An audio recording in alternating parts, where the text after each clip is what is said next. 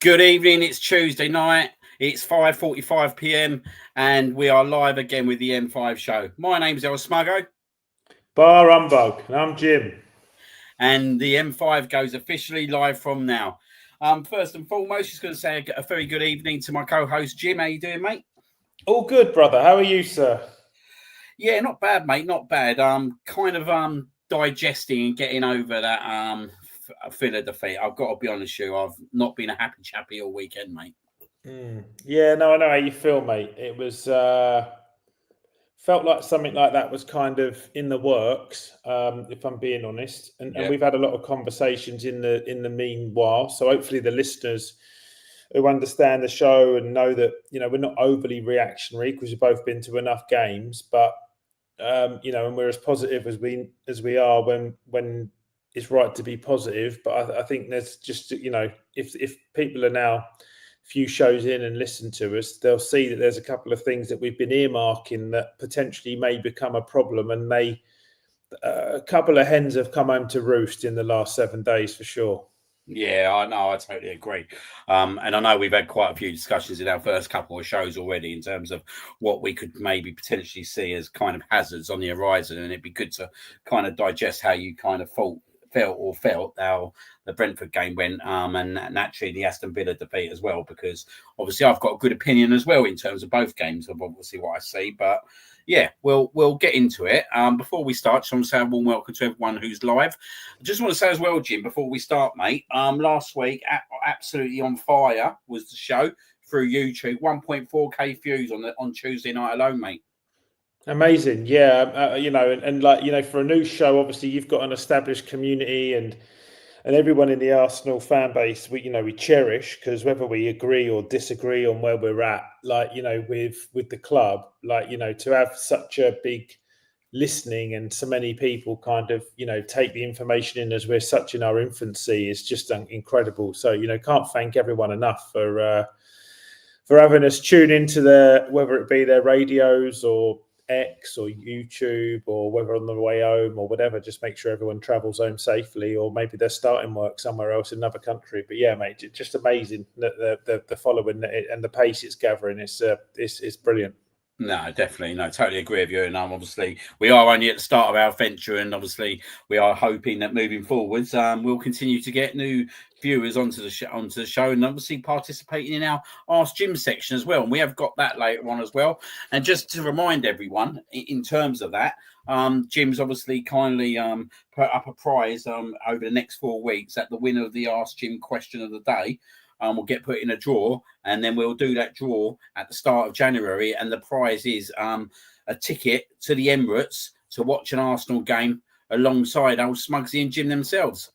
Absolutely, yeah. And it won't just be any old ticket in the stands, mate. It will be a bit of a special day out. So yeah, hopefully everybody fires their questions in. I think it's going to be 5 winners. We'll go into a live randomizer that we have, and Smuggsy will whip up all his incredibly eccentric tech and pull out a winner for us. So yeah, fingers crossed and good luck to everyone who competes, but got to be in it to win it, Smuggsy, haven't they? You've got to be in it to win it, first and foremost. And what I would suggest as well, though, feel free, guys, to get yourself into the comments. If you've got a question, whack it in there. I am keeping my eyes open on it. So any questions will get kind of raised at the end of the show. And, yeah, look forward to, obviously, putting Jim in the spotlight once again with your questions. Exactly. There we go. Anyway, let's move forward. Let's go back to last Wednesday, mate. Obviously, Arsenal versus Brentford at the Emirates. A 7:30 kickoff, which is obviously a little bit earlier than most, obviously, midweek night games kick off due to television rights. Going into the game, mate, we was a little bit, I would say, like on last Tuesday's show, a bit I wouldn't say down or demotivated by any stretch of the imagination, but we was a bit disappointed in terms of how the Chelsea game panned out, especially with Casado being sent off and obviously them down to 10 men for quite a duration of that game. But we was naturally discussing, wasn't we, on last week's show as well, in terms of rotation being key. With obviously the volume of big games that we'd played over that last week in terms of Tottenham, Bayern Munich, and Chelsea. But then looking ahead to Brentford on the Wednesday, then a big clash at Villa Park on a Saturday. Was you happy with Mikel's lineup on the Wednesday in terms of what he went with?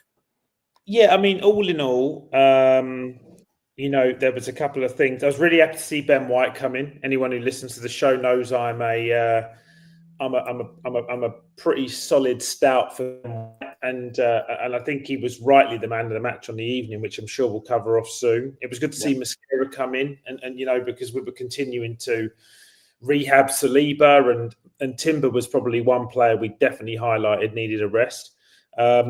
Obviously, later on in that game, just before half-time, Mosquera goes off injured, and as time passes by, that one looks like it's a bit more serious than we first thought. So, all the best to him and his recovery. Then he goes with a middle three that made sense as they played a lot of minutes in Odegaard's absence. So Odegaard, Zubimendi, and Rice kind of occupied the three, and then he kind of had to rotate the left-hand side with Trossard's injury. Or again, he had a niggle. I was really, really excited to see Madueke come in. But, the aggravation continued for me with the persistence of Merino in the 9 or the false 9. And Gyökeres being on the bench. I felt like a home game, an opposition that I think we were going to have a significant amount of the possession with.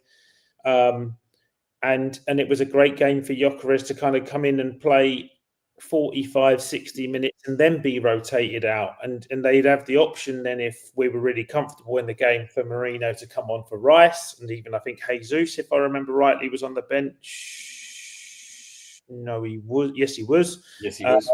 So he could have come on for Gyökeres and had 30 minutes. And Merino could have gone into the midfield, or vice versa. And I must say, Smugs, right, this is a bit of one of the things I really want to talk to you about this evening is Mikel's in-game management. Because if there is a criticism of him over the 6 years, I think he is still learning and plying his trade.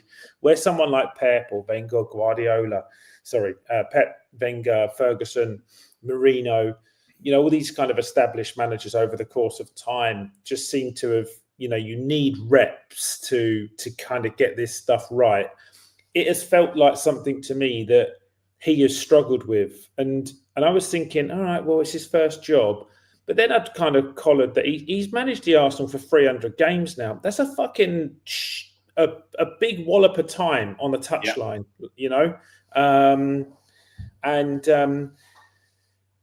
And anyway, look, we'll get onto it when we kind of analyse the two as a collective and sort of speak on it further. But, the game kind of unfolded how he wanted it to. Merino did play in the 9, 10 minutes pass. A really, really nicely worked move on the right-hand side between Madueke and Ben White with that lovely arching run. I've talked to you about it so much, haven't I? That curved run of Ben White is kind of almost like his signature move. And he gets the ball in the pocket with a lovely bit of skill from Madueke, drifts the ball in with the right amount of pace into the midfield, into the middle of the box. And it's a very accomplished headed finish from Merino, which again is his kind of signature move. But beyond that, as the game evolved, mate, I thought Merino had a fairly poor evening. He was very slow in reaction to a Calafiori shot where he didn't get to the ball and kind of almost imitated that there should be a penalty claim, which was washed away.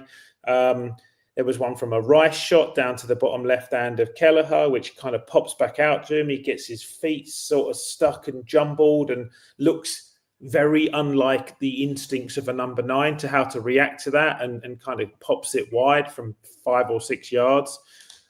And really, what is most noticeable for me in these games where he's picking Merino, I think, is this tendency where I've just got a slight aggravation with Mikel, mate, where I think that he he gets a little bit timid or concerned with conceding goals.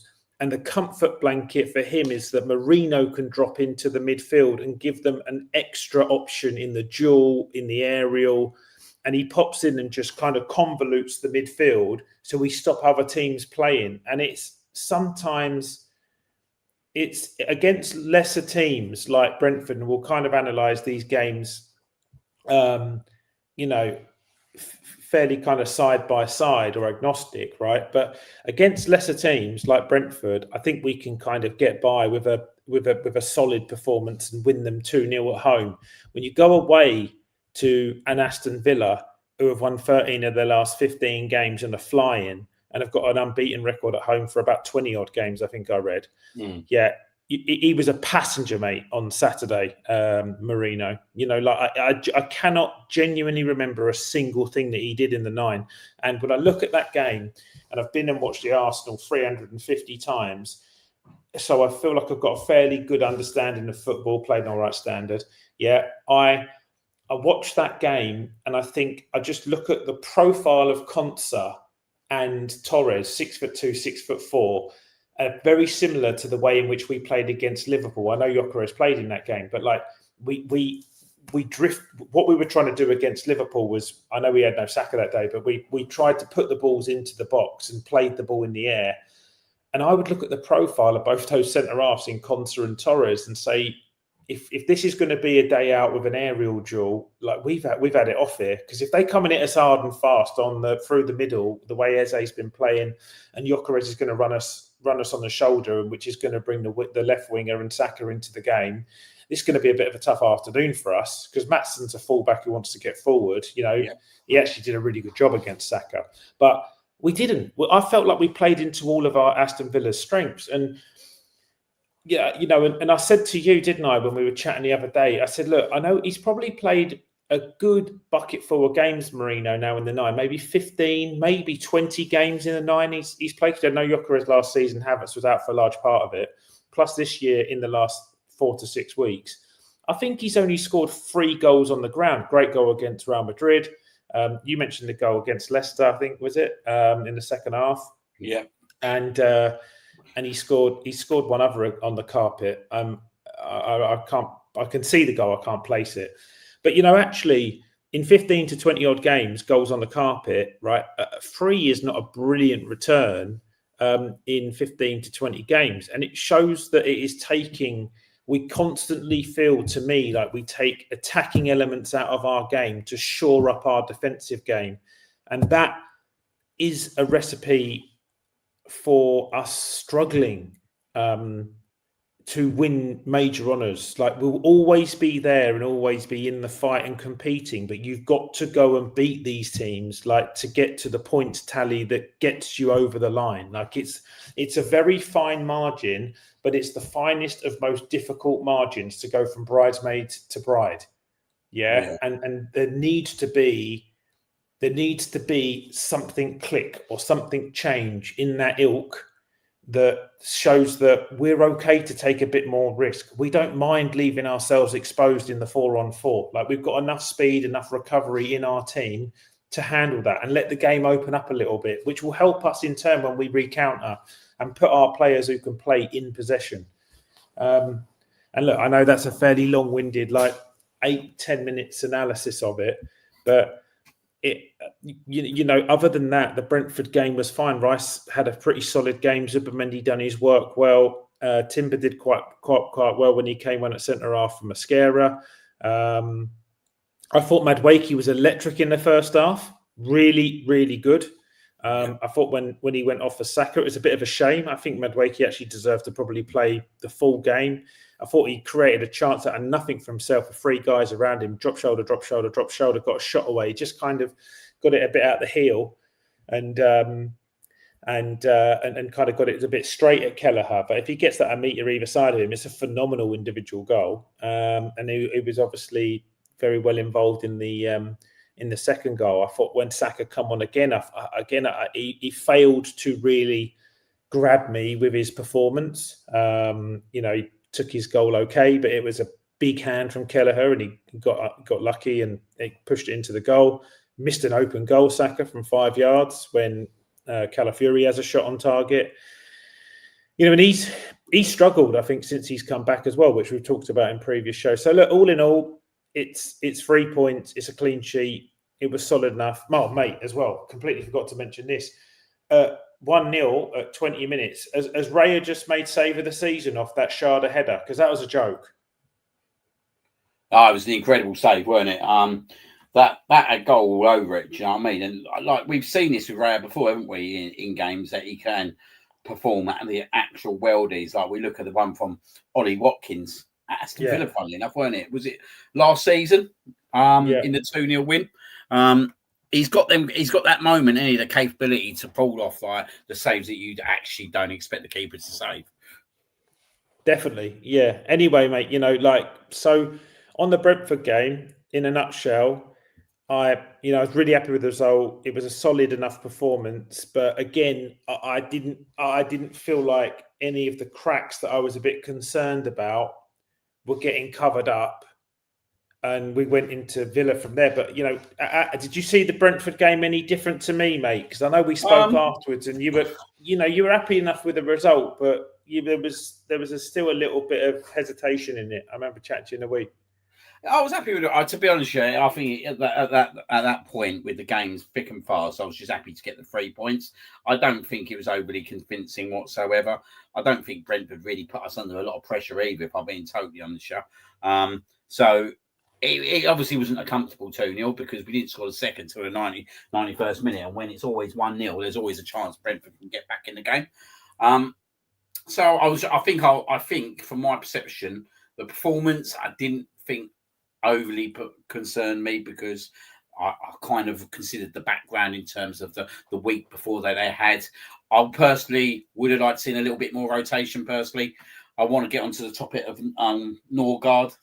It's a big frustration for me at the moment. I don't get it whatsoever.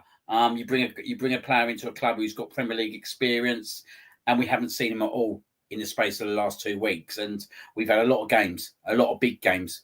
I do not understand why he didn't come on Saturday to see out the last 10 minutes. Personally, I'm not saying I would have took off Odegaard at that point because I think we needed someone to be in that role, but I'd have definitely considered taking off Submendi at that point, just for the fact that he had played a lot of minutes and he was tiring. That midfield was tiring. You can't tell me that Christian Norgard, who's played for Brentford, who's played loads of Premier League games, can't come on for a 10-15-minute spell and see out a game for Arsenal Football Club. No, I categorically agree. All I've heard around the Norgard signing is it's a smart business. It's a good piece. It's a smart signing. It's a good piece of business. Because all of a sudden, Arsenal, like the way that football is dressed now in modern day media or modern day social media, is we've all turned into fucking economists and accountants, and and we're actually monitoring the Arsenal balance sheet. It's a nonsense. So.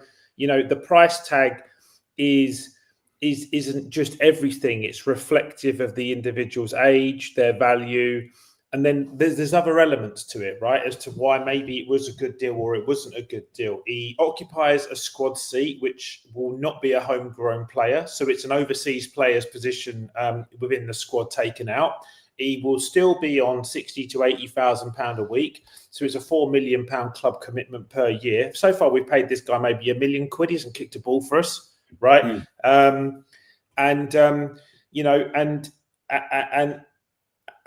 it's an opportunity where we could have looked at another market opportunity and used this as genuine, valuable time to have brought maybe someone off the continent or someone through the academy or someone younger. Look at somebody like a Kobe Mainu, for instance, right? He might have cost as a transfer fee, but he's got 8 years on his side, comparative to Norgard. He's played international football with Rice, so they've got an understanding together in a double pivot. So he could have filled in for Zubimendi quite easily there, but I think he also wants to advance up the pitch as an 8. I mean, I'm only bringing him up as an example, Smug. So I think he genuinely wanted to leave United in the summer. His game time was coming under constant scrutiny, and for whatever reason, Amorim hasn't used him at all at United, So Yeah. he's kind of a good alternative candidate. What would he have cost? 35, 40 million quid, maybe, something like that. So you might have lost more money up front, but you'd have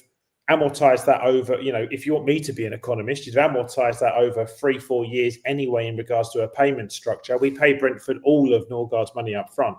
So the outlay for the 25-26 balance sheet would have been probably pretty symmetrical, right? Okay, would he have gone on 80 grand a week? I don't know his wages, but I bet it's not a million miles away, from what kind of dough he's on. So, and you could have bedded him into a team. He is a homegrown player, right? He is English. He is of age.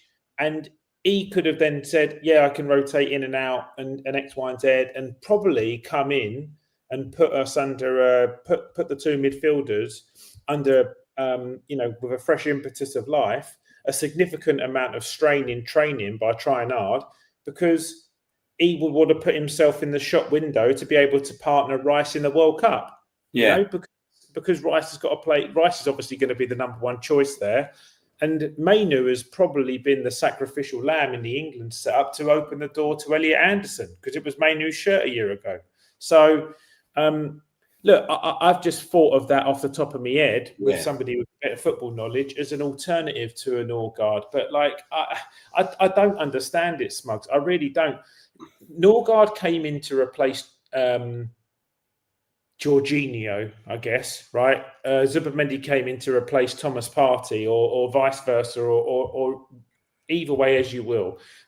The differentiator is Zubimendi is playing every minute of every game and has earned his shirt.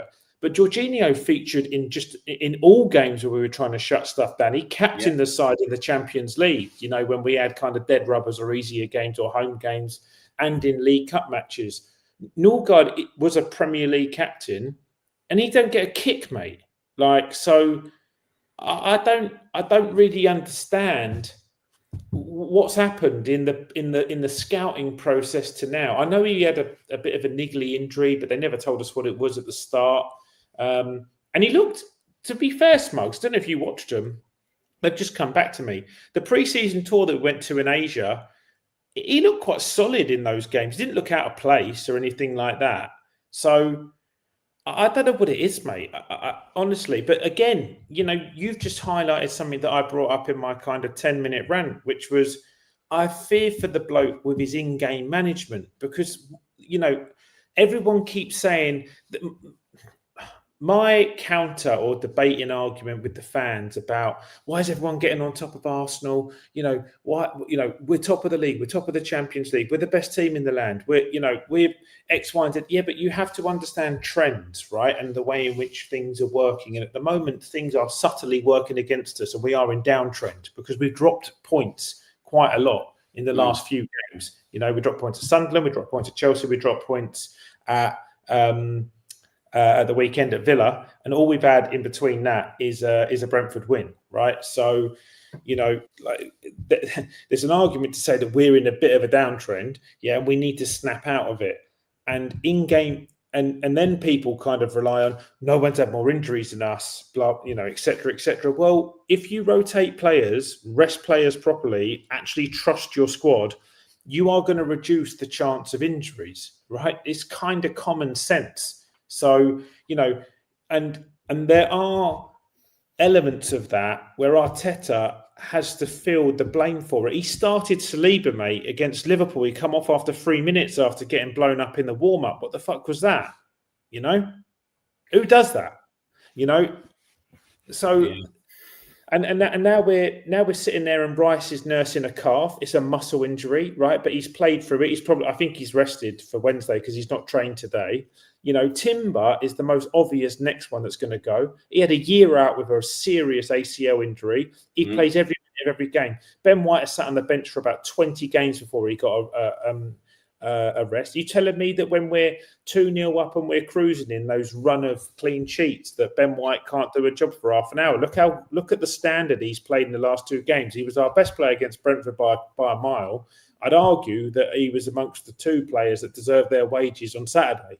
So, he can clearly come in and do a job. I know he had to play anyway because Timber had to fill in at centre half. But, Mosquera, mate, he's now down for 10 weeks. He's never had an injury in his career. Saliba was days, apparently.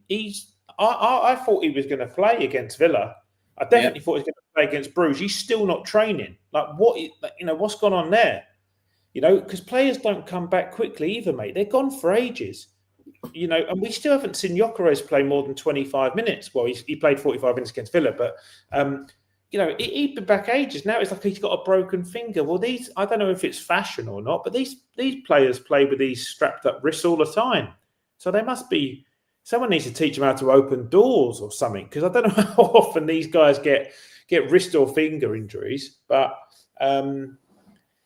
yeah, mate, look, it is frustrating because we're kind of making a bit of a rod for our own back, mate. Can you remember the last time that you saw a really double naughty tackle on one of our players, which crocked them? Because I can't remember the last time it was not a workload or a muscle-related injury that has had someone go out.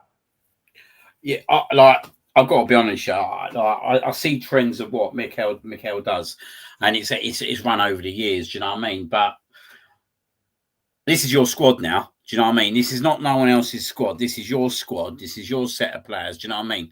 Like, you would have obviously given it the authorization that you wanted Norgard in the club as such. But I still feel that with certain players, we go down this situation and road where we just don't see them whatsoever. And I'll tell you what the interesting one for you that you mentioned is when you mentioned Jorginho. And if Jorginho was in the club now, Jorginho would have played football over the last 2 weeks. Do you know what I mean? Like 100%, Jorginho would have played. He would have started against Brentford 100%. Zubimendi would have come out of that team. Jorginho would have started against Brentford. Now on Saturday, I'll be honest, I'm looking back to the Sunderland game as well. I'm not just looking at obviously Saturday's game, but I'm looking back to the Sunderland game, mate. And I just feel, right, when you could tell on Saturday that the midfield was out on its feet. And why would it not be? Like, you've literally overrun Declan Rice, who puts absolute heart and sweat and blood and tears and everything into his performances, game in, game out. You got Zubimendi, who's just come into the league. Do you know what I mean? So he's still adapting. Of course, he's still adapting. Yeah. Do you know what I mean? He's adapting to having to play 3 Premier League games in a week, which is, well, let's be honest, there's a much more higher intensity than what it is playing in the Liga. And I'm looking at Saturday, and I'm looking at the last 10 minutes, and Calafiori had to come off, by the way. Like, he was absolutely on his arse, mate. He was on his arse, and Skelly did need to come on. 100% Skelly needed to come on. But we needed someone in that midfield, mate. We needed someone just to put some energy back into that midfield in the last 10 minutes. And I'd argue we potentially needed that again at Sunderland as well. Do you know what I mean? But we just don't seem to touch the centre midfield whatsoever. And I do not know, for love or money, right, why Norgard wasn't brought in against Aston Villa for that last 10-15 But mate, they, just an alternative to that, let me just give you an alternative. If he doesn't fancy Norgard, he spent 30 million on Marino, who by the way is a fucking central midfielder. So he could drop Rice back into the 6, which was the position he joined the club in, play Marino in the 8, and then he can either, he can bring on another attacking outlet if he wants, or he can just go a bit more defensive if he wants to and add Norgard to it, because he doesn't have to bring, he brought Gyökeres on at half time and taken Marino out of the game, and then he's cut him because he's gone, because he's subbed him off. So it probably wasn't the right sub in that instance because, we wanted to see Gyökeres, but he could have, he's iced himself there because he's now playing Marino as a 9. So he's not got him as a central midfield option to come into the 6 or 8, which are 2 positions he's played as well. And he could, and he had a good game there against Forest when Zubimendi and Marino playing the double pivot. They know each other well. We now know that Zubimendi still hasn't learned English because he's doing all of his interviews in Spanish. So he could have helped communicate with him. So he's taken his, in essence, his 3rd choice central midfielder out the game because he's refusing to play his number 9. I do look at, like, obviously there was no other subs really because he had made all the subs, but then I sit there and think, well, you could see how the game was going, yeah, right. After about 70 minutes, like, did he really necessarily needed to? And I know this is easy to say than done, but did he really need to take Saka off from Madueke at that point? I'm not sure he did, mate, because, and it's not because obviously Madueke come on and didn't really do nothing, and the shot he had at the end for me was pretty pathetic attempt. Yeah. I'm being totally honest, and he'd have been better running that out to the corner flag or whatever he needed to do to kind of bypass some time. But I just felt that Madueke Saka substitution stopped him from protecting the team in the last 10 minutes. Do you know what I mean? Because it limited him to one last sub. And you could tell after 70 minutes that the midfield was dead. You could tell that Calafiori was getting absolutely rinsed. And they were playing that ball down the side of him time and time again, just ripping him to pieces. And obviously once Mallon come on, it just changed the kind of dynamics, especially as he was tracking over to that side. But I just felt, I don't know, that the Madueke substitution, I don't think it needed to happen. Do you know what I mean? I don't think it necessarily needed to happen. I don't think Saka was one of them players that was flagging whatsoever. I'm not saying that he was having a great game, but I felt that there was areas in that team that needed to be rectified in that last 10, 15 minutes. And the centre midfield was definitely one of them. Now, like you said, like, I don't see any kind of future at the moment for Norgard within this team, because I think if there was any, he would have participated over the last 2 weeks. He would definitely participated against his club, Brentford, at home. Like, I still think that's a glaring area that actually, if you had like played him in that game and either rested Subimendi and maybe put him on for 20 minutes at the end, do you know what I mean, see out the game, or you could have done other stuff, do you know what I mean? You could have rested Declan, you could have put Eze in that role, whatever you want to do, yeah, right? But I just feel that actually, I feel that the selection process in terms of the Brentford game and the Aston Villa game, and in terms of the way the Brentford game was picked, but then how it panned out against Aston Villa and then the substitutions, I felt that Mikel missed a trick, if I'm being totally honest. I think he missed a massive trick in terms of being able to rest one of them centre midfielders against Brentford. And I feel that it come to bite us in the arse in that last 20 minutes, because let's be honest, in that first 15 minutes of the second half, or 10 minutes until Trossard scored, there was only one team in it. And once we equalised, at that point, I was thinking, do you know what? There's only one team that's going to go on and win this game, because we literally pinned them back for like 10, 15 minutes. But as soon as we scored, and it reminded me of the Chelsea game, we dropped off. Yeah. We dropped off. Right. And I tiredness and fatigue is obviously a massive thing as part of that. But in both games, we have massively dropped off. And even the Sunderland game, mate, once we got the second goal against them, we dropped off. Yeah, and then look, as soon as they scored, look, we went banging on the intensity again, and had a chance to nick it right in the last minute. And I don't for the life of me, against Sunderland, I think I said it to you at the time, they only had one route to scoring against us, and it was loading the box and using their physicality. And we played so deep, and we invited it on. And I think it was a foul from Zubimendi which created the opportunity, right? But if I said to you at the time, there's no nous or understanding that that if you've got the ball and you're in the opposition's half, it's kind of tough for them to score a goal from 50 or 60 yards out. So why not play the game in their half? It's as much of a defensive outlet as it is an attacking outlet, and it kind of is a bit of a common sensey thing for me, and I don't understand it, and I think all the games that we've dropped points in this year, and don't get me wrong, we've lost 2 games, we've drawn a handful, but they're kind of. You kind of see it coming, like it's not completely. We're not conceding goals against the run of play and getting cooked in the 3-on-3. It's like we're inviting the pressure on, and it's a law of averages situation.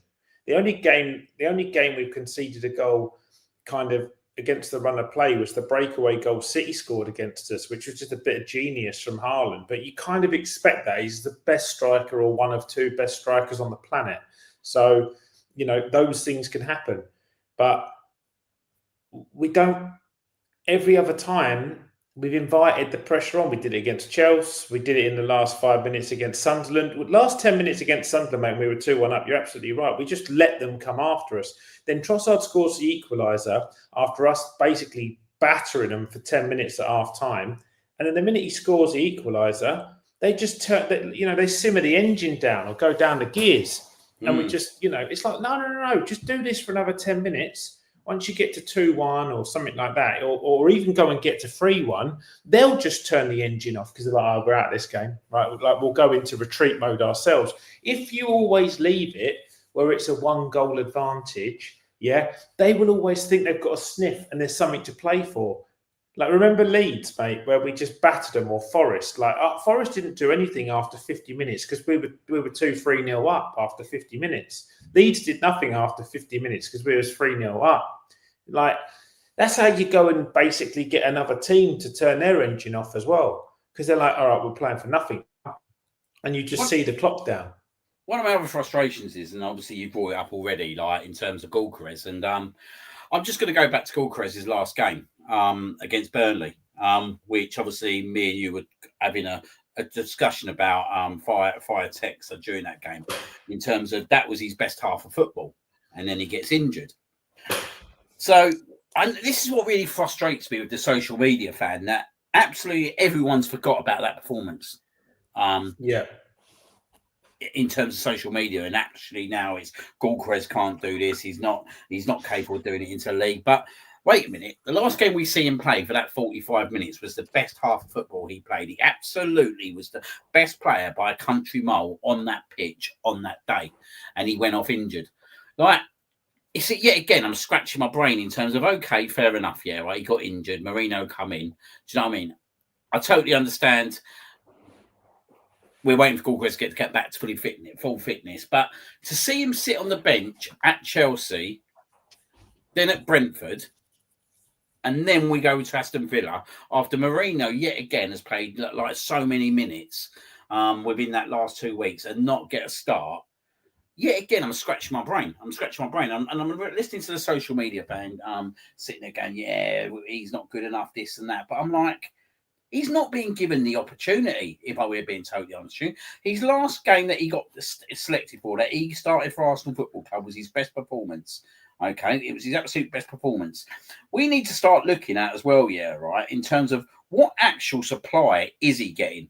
Because I'm watching games here, right, and this is even prior to obviously him getting injured, and I don't really can remember. Now you might be able to rectify me on this, but I don't sit there and remember many chances where I think, Jesus, Gyökeres has had about 4 or 5 chances and should have scored one.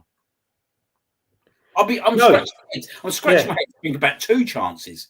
Like, do you know what I mean? Like, our players have got to do a lot more in terms of what they're doing, in terms of the supply that they're giving in terms of our forwards. And I'll be honest with you, I sat there and thought, Havertz, actually, when Havertz played, he got, like, I remember the Man United game in the FA Cup where he missed tons of chances, and I've seen it time and time again. So it's not that they're not capable of doing it, because I've seen them do it. You know what I mean? I've seen our strikers miss sitter after sitter. But I'm looking at this guy, yeah, right? Is it Gyökeres? Is he not making the right runs, or is it that actually our team have not worked him out whatsoever? I don't know. I'm interested to see what you think now, because I'm sitting there and I'm thinking, I haven't seen him have many chances since he's been at Arsenal whatsoever. What's his score? 5-6 goals. So he's not got a bad, in my opinion, he's not got a bad return. When you start looking at strikers that have been brought in from other teams, do you know what I mean? We look at Benjamin Sesko, we look at kind of Leon Delap, and we look at Isak. Do you know what I mean? There's 3 players alone that are not cutting up whatsoever. Or is it becoming really hard for a Premier League striker actually to score goals if you're not Erling Haaland?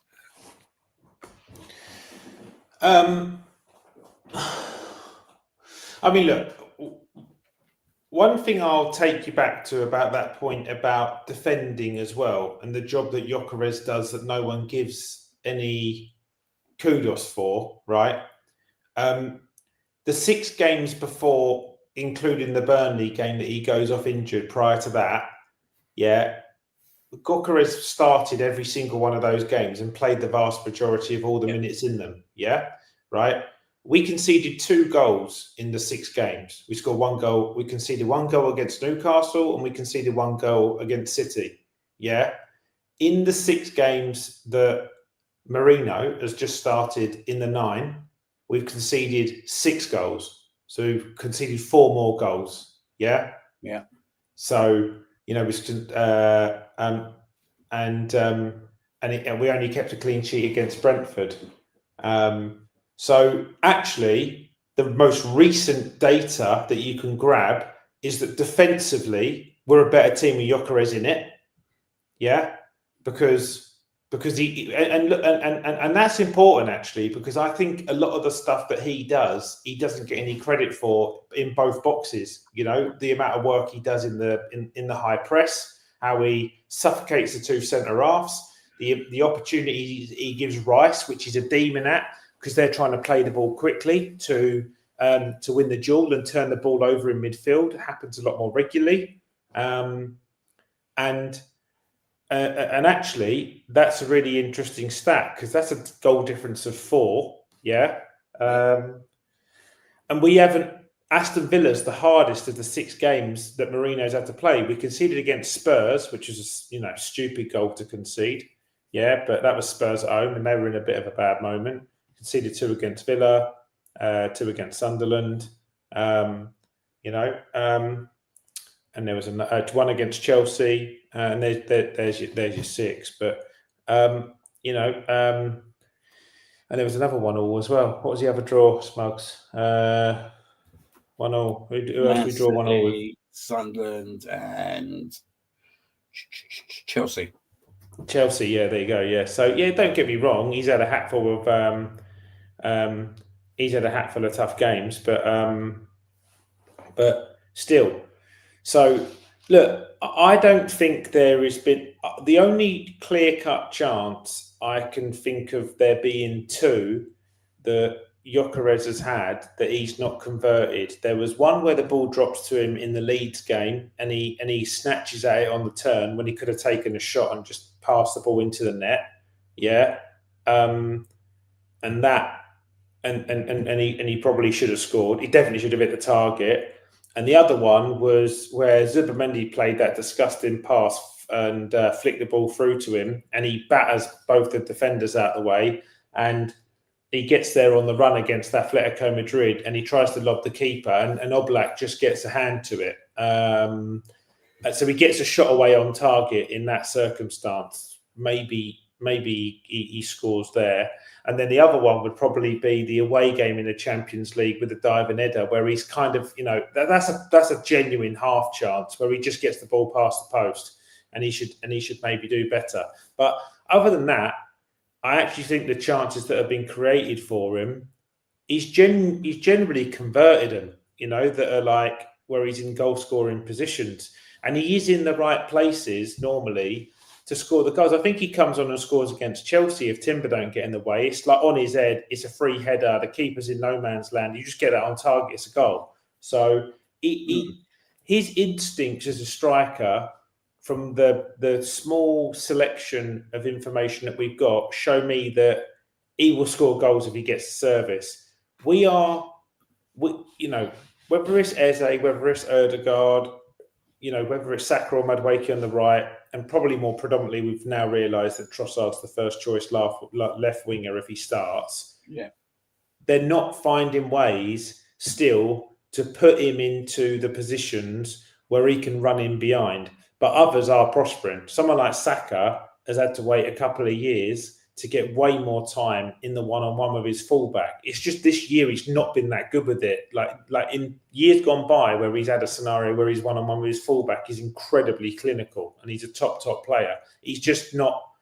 He's just not really clicked yet. Someone like Trossard's really benefiting from and Martinelli, actually. Both of them have got back in the goals properly since Gyökeres has been in the team. You think how dry we were from the left last year with no number 9, because we have to be really one-dimensional with Marino in the 9 because we're feeding balls into aerial areas where he's clinical. So, no, I don't think that we've created a really good, a really good plethora of chances for Gyökeres yet, and we can turn around like. Remember that little period last year where people got on Kai's back and they're like, oh, he should have scored against Man United. He had that one on the half volley and he put it over the bar and he seems to miss chances. And I remember the one where he went through on goal against Liverpool and it's straight a keeper, but Saka taps it in to kind of get away with that one. But there is not a string load of chances where you can just turn around and say, this guy's muck. He just they give him 3 chances a game and he don't convert. It doesn't happen. It hasn't happened. The person who's been most creative for Gyökeres has been fucking Gabriel. He's centre half. And that says it all, really, don't it? Like in terms of like the actually how many chances are we naturally creating like within the team? Like even when you look at Brentford, there wasn't naturally that many chances, was there? So we know we're playing up against low blocks. We know we're coming up against different styles and all that. And this is where I think Kai Havertz will come into his own a little bit when he comes back. And I'm not like there will be games he will start up there. I know that for a fact. But as I've said before, I think there's such an ability to play Kai Havertz with Gyökeres, and I think it will support us in certain games. And I look at this Aston Villa game, and I actually think we could have done with a Kai Havertz in that game. Because do you know what I mean? Like he puts himself about. He'll get himself in there, and do you know what? He will get. Can you imagine him getting up close with Gyökeres? Like them 2 centre backs are going to find it totally different because at the moment you watch Gyökeres and it's like he's having to fight like at least 2 centre backs. Do you know what I mean? On his own, and it is a tough job. Don't get me wrong. It is a tough job. The number 9 role in the Premier League is probably one of the toughest roles, if not the toughest, in football because you are expected to do so much more than what's appreciated. Like we used to always say that the defensive midfielder would be that player that you don't really get, does all the unsung work. Where I actually think the number 9 now is that role who does a lot of the unsung work. And I think it's quite interesting. You said Trossard is definitely profited from this year and got to give him his dibs again. Absolute massive impact when he come on. Do you know what I mean? We looked at a different team, but there were 2 big substitutions for me, and that's what really disappointed me was we got Gyökeres and Trossard on. We done that to them in the first 10 minutes of the second half, and then, like you said, it was like we got the goal, and it was just like, we can breathe now. And then it felt to me a little bit, mate, that actually we sat there and thought, you know what, we'll take the draw here today. After 55, 6 minutes, it felt to me that they were thinking, we'll take the draw. And that comes back to, Smugs, my biggest fear about whether this guy can go and win us a major honour. Because a COVID FA Cup with a squad that he absolutely decimated and didn't really want any of the players. I mean, I think Saka started on the bench that day, and he's the only remaining player that's come into that squad. And everyone else has gone, right? So it's his team, and these guys have got major honours under their belts. Like Eze's won an FA Cup, he won the Community Shield that started this year. Rice has led West Ham to Conference Leagues. Zubimendi won the Euros in the summer of 24. Like these players have gone on and won major honours. Like they've got experience in other teams of being able to win. But this negative kind of fallback to kind of getting the handbrake back on is something that major honour winning managers are not known for. And either the narrative around football is changing and you and I are just a bit old school, or there's a flaw in the way in which he manages. And I don't know which, I genuinely don't know which one of those 2 it is, but it's definitely one of them. I think there's definitely a flaw in terms of how he uses his squad. I'm adamant of that, and I've been a big Mikel Arteta fan. I still am. I'm not going to say I'm not a big Mikel Arteta fan because I am.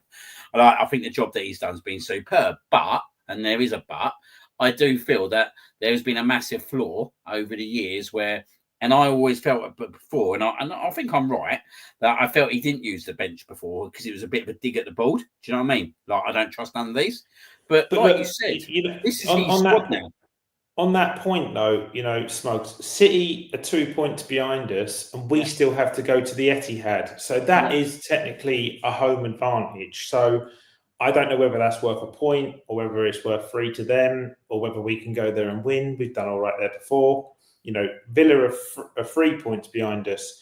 City have conceded 16 goals and Villa have conceded 15. We've only conceded 9. So, you know, that the feel for me there is still, even with the money that's been spent on the forward players, and with also the adaptation of the brilliance of the players that have come through the academy, whether it be a Saka, you know, the very cost-effective signings of Martinelli, Trossard and Odegaard, which kind of only cost 60 million quid for the 3 players, which is madness when you think about their valuations today, and so on. Yeah, we don't create enough and we don't score enough goals. But that has to come from coaching, surely. Like it must do. It must come from the way in which they're set up, or they're told to play, or the way in which they operate on the field of play. Because it does show that someone like a Guardiola, working under the old school narrative, very similar to the one that the ethos of what Wenger created, which was, I will win the game by scoring more goals than you. They've won a game 4-3 recently. I think they they beat someone 5-2 or whatever. They just go and batter teams for 90 minutes. And if they concede 1 or 2 on the break when you've already got 4 chalked up on the board, they don't really care. You know, it's like, yeah, well, we're 4-1 up and the game finished 4-3. Like, yeah, okay, we shouldn't have conceded those goals. How do we look at it? But mate, we shipped injury time goals twice in the last 4 games. You know, we shipped an injury 95th minute goal against Sunderland, and we shipped a 95th minute goal against Villa. And we shouldn't allow teams even the opportunity to be in our penalty area in the 95th minute. No, like, sorry, I was just going to say, no, like, obviously on Saturday, like, this be fair, it was a glaring error, weren't it, from Hincapié? There was no, let's be honest, there weren't much pressure in terms of what he did. It's one of them moments, weren't it, where you sat there and you thought, shit. And I did, mate. I'll be honest, yeah. When he did what he did, I don't know why. I said to myself, I thought, shit. Do you know what I mean? Because you've just put so much pressure on us, and obviously from that resulting throw-in, they scored the goal, didn't they? And do you know what? I'm going to go back to a comment you made earlier on, and I actually believe this, yeah, right, that the most important player in our squad is Gabriel. Like, you look at last season, mate. Gabriel gets injured. It's not just in defence, is it? It's in terms of the set pieces. It's in terms of the corners. It's in terms of what he brings to that team as well. I think the spirit that he brings into that team. I think the leadership he brings into that team. I think actually that the motivation that he brings into that team just by being him. And there's no denial that both times that he's got injured, we've dropped off. We have dropped off. I know the Sunderland game he was in part of that, but I just think that was more down to us dropping off the gas. But I look at an Arsenal team without Gabriel to an Arsenal team with Gabriel, and it's chalk and cheese, mate.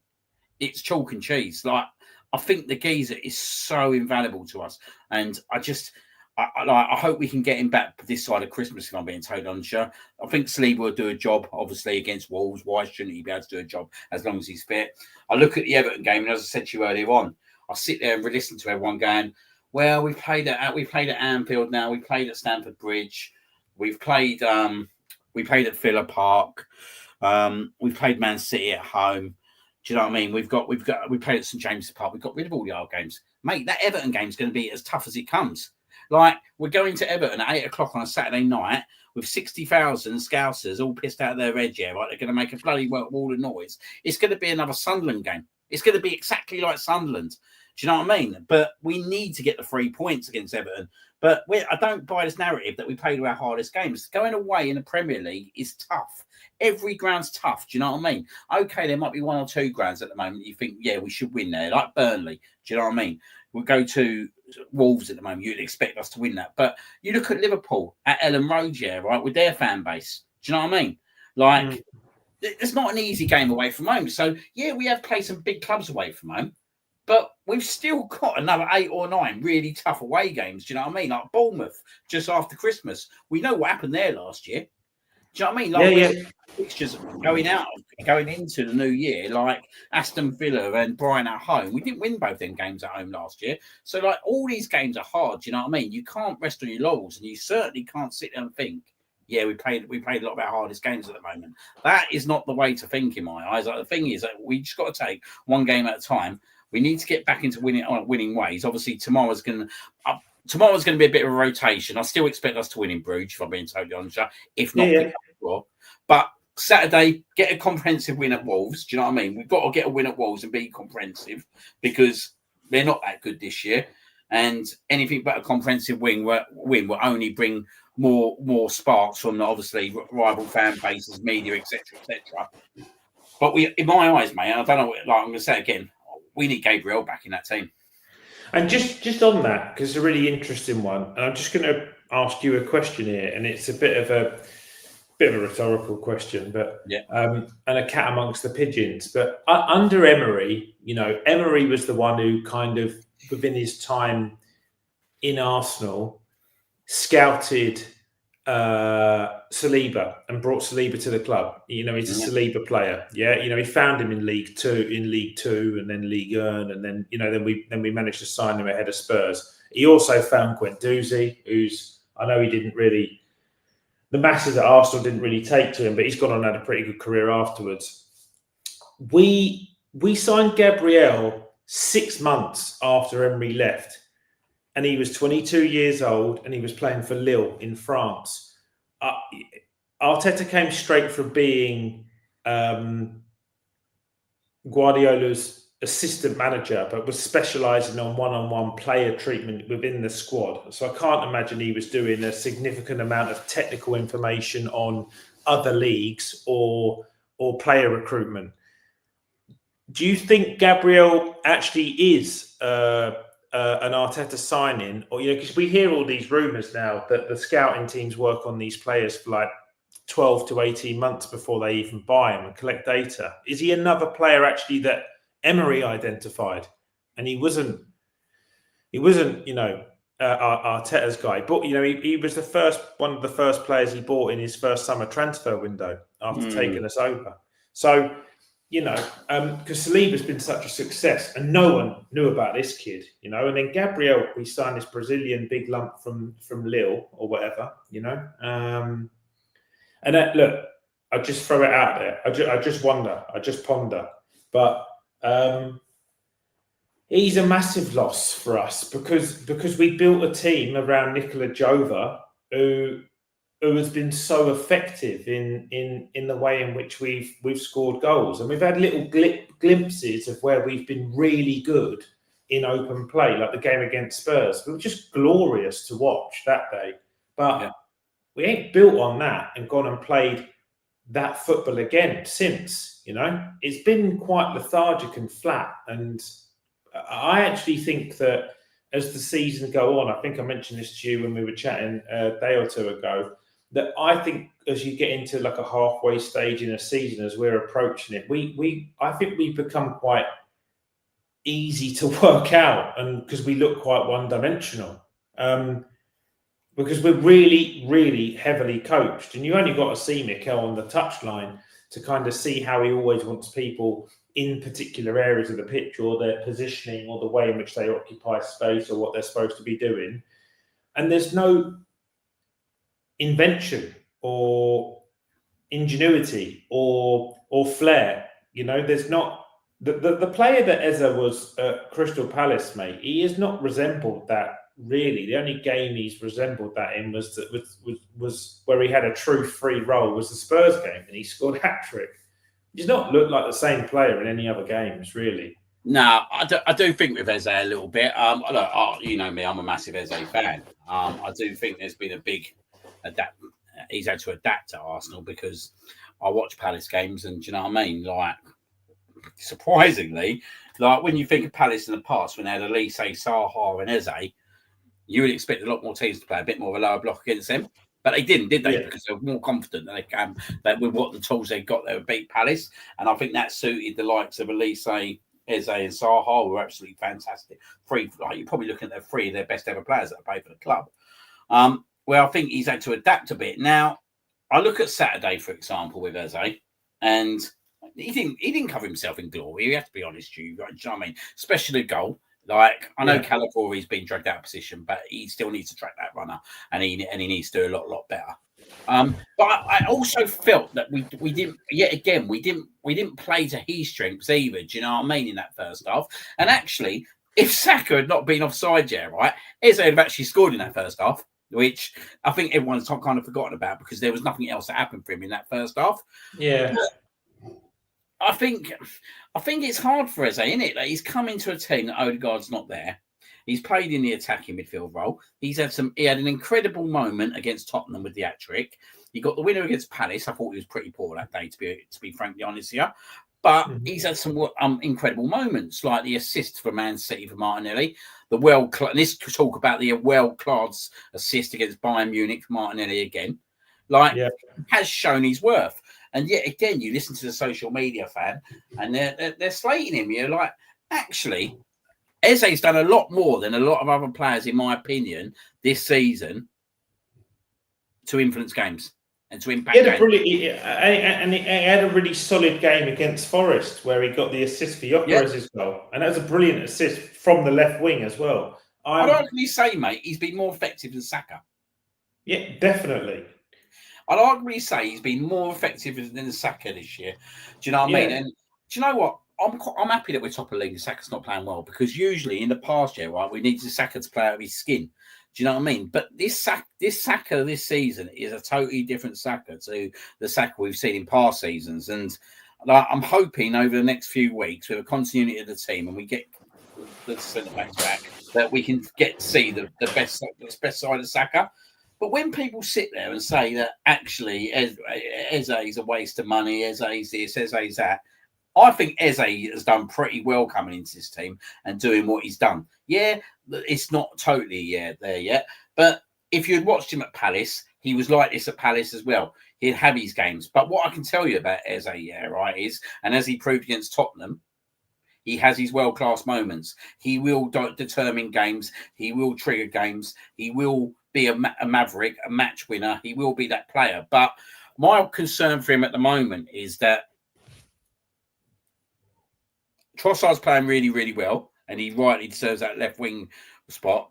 And I just don't think that Arteta's going to go any other way than Odegaard, which then makes me think, how is Eze going to be accommodated into that team moving forward?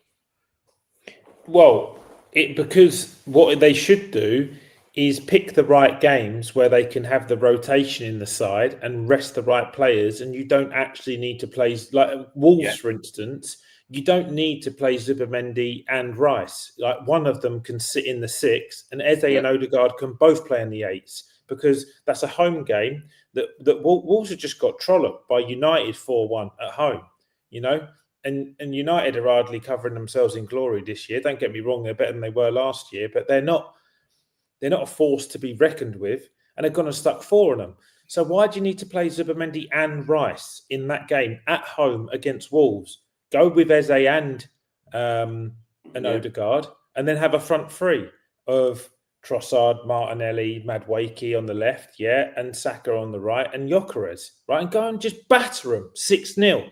Do you know what I mean? That is just so abundantly clear to me that then Eze can play left side, Odegaard can play right side, the two of them can play right. Cool. If we get into a slot or we come under a bit of pressure, Eze could push up to the left. You could use your left winger. It could go off. Rice can come in, or whatever. But it's a perfect opportunity to rotate one of those two midfielders who cover the most amount of turf in a game and have played pretty much every single minute of every game. Zubimendi and Rice do not have to play every game together, you know? Yeah. Like, you know, so there's an opportunity there. He can rotate with the left-hand side, and he can also be an impact player, you know, and Odegaard's another player who can come into left mid. What are you going to do when Havertz comes back? Where's he going to play? Yeah, exactly. Do you see that potentially, like, talking like this year, right? Because we have seen Mikel set up Eze and Odegaard against West Ham at home. which obviously Odegaard got injured pretty early on doors, didn't he? So then Subamendi come on. But do you potentially see Subamendi starting tomorrow night with Rice sitting out, and then Rice potentially sitting in that role on Saturday with Odegaard and Eze sitting in front of him? Well, I'd like to. I don't even think Zubimendi or Rice should play tomorrow, and one of them potentially can even be rotated. We've got to play 7 games in December, Smugs. We've got 3 games in a week, Christmas week. They don't. Neither both of them have to play. Tomorrow's a bit of a dead rubber. It is already announced this week by UEFA that we're through to to knockouts. So neither of them need to play tomorrow. Yeah, you can play Norgard, man. You could play tomorrow if you really want to, and you want to keep getting minutes in Odegaard. You could play Norgard, Nwaneri, Odegaard, or you could play Norgard, Marino, Odegaard, right? And then then you've got Madueke as an option on the right, or Madueke could play left, Nwaneri could play right, and Saka could be rested, and you could give Gyökeres a half just to try and hopefully get his goal and keep the minutes flowing in. Gabriel Jesus can come into the team.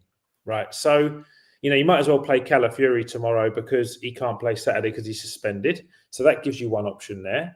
You got Lewis Skelly, then you play Hincapi in the centre half, and then you've got White who can play right back, and Kepa comes in goal, and then you give Timber another 4 days rest. Yeah, and then you can rest White against Wolves. Maybe I don't know when is Saliba coming back. I mean, this whole days thing is nuts to me. So. You've got that as an option, but why not heavily rotate? Mate, fucking Dalman can play right wing tomorrow. Let him play. Yeah. It's a no-brainer game. Let him play. It doesn't matter if we lose. We're in the knockouts. And just to make that point, Smugs, right, about the only manager who's really adopted the 4-3-3 in recent times who has been flawlessly successful is Pep, right?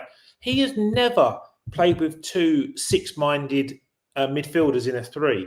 It has been on David Silva and KDB. Then it's like David Silva goes out and it's Bernardo Silva. He goes out. Reinders is now in the team with Foden in the other 8. I mean, Foden is a forward by all accounts, but he's now playing in the KDB role. It is always 2 more attacking biased players.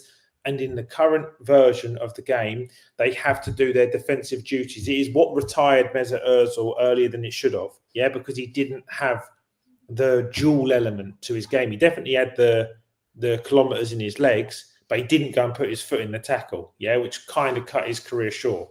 And KDB did. But no other team that goes and batters teams or goes to win major honours or says you come and beat us, yeah, doesn't play with 2 attack-minded 8s. It plays with 1 sitting in. Because the other thing is, Smugs, like if you've built and got a fantastic back 8, why do you have to protect them so much? Well, no, in my eyes, we shouldn't. With the back, especially the back 6 that we've got. Do you know what I mean? Like when you start looking at, you've got Raya in the back 5, and you got let's say the back 7, Subamendi and Rice. But that's what I'm saying. One of Zubimendi and Rice in a game where you're going to dominate possession, dominate chance creation, and dominate territory. Why does Zubimendi and Rice actually both have to play? When we were invincible, which every fucking idiot seems to want to compare this squad to, yeah, when we had to go and win games, he brought Edu in because he had that kind of Yoga Benito kind of defence cutting ability and could score goals. So Gilberto dropped out. And now Edu come in with Vieira, and he just goes 1 in, and he sits 1 up, moves him up 5 yards. So other managers do this. Like a game against Wolves, it is mental to me that both Rice and Zubimendi start the game. And if anything, it actually determines quite abundantly clearly the narrative that Arteta manages this team in, which is a handbrake-based model. And he comes under a bit of scrutiny with it in press conferences, and he gets quite uptight about it and shunts it away. Yeah. And then the media, they don't stay on with it and they look for their next story. And the old saying of today's news is tomorrow's chip paper happens, and it doesn't carry on. But it hasn't changed since the start of the season when we were like nicking games 1-0 or playing for clean sheets. Our style of football has not evolved. It hasn't evolved from last year. All that keeps happening is there is a narrative around we have to keep plugging in more attacking players, which means we come under more pressure. And this year, the window had a very strong attack bias to it. Like, the year before last, we had Kai come in. Now, mate, if you look at us as an attacking unit, you've got Trossard, Martinelli, Madueke, Gyökeres, Kai Havertz, Gabriel Jesus. If you actually think of a club who's got 3 number 9 options from full international starting players, I know Gab Jesus has not been in the Brazil setup for a little while because of injuries or whatever. But he's a full Brazilian international. He's won the Premier League title 4 times. Yeah. Then you've got Kai, who's like the recognised striker for Germany and has been very good at Arsenal. And Gyökeres is, well, until he signed for us, was the most lethal marksman in Europe. And was we did a whole bloody video about following him around. We followed him on his day to the Ballon d'Or Awards about how well he did at Sporting, but we can't create chances from here, and they nick 60 million quid for him. So, and what he wants to do is go and play a 29-year-old, 28 million quid central midfielder at number 9, and has come out and said, this thing is what really got me in the week, mate, as to why I'm a little uptight at the moment. I still see multiple situations throughout the season where even if Jesus, Havertz and Gyökeres are fit, like where Marino works in the 9.